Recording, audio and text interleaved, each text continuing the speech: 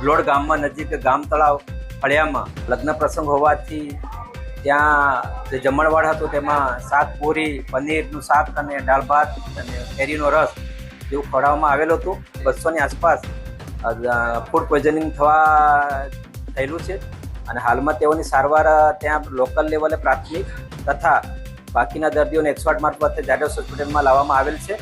હાલ દર્દીઓની સારવાર ઝાયડસ હોસ્પિટલના તમામ ડૉક્ટરોની ટીમ સાથે હાલમાં કરી રહ્યા છે. ગામમાં લગ્ન હતા, લગ્નના અમે જમવા ગયા હતા. જમ્યા પછી 2 કલાક પછી લગભગ ઓછામાં ઓછા 400 થી 500 માણસોને વોમિટ ચાલુ થઈ ગઈ.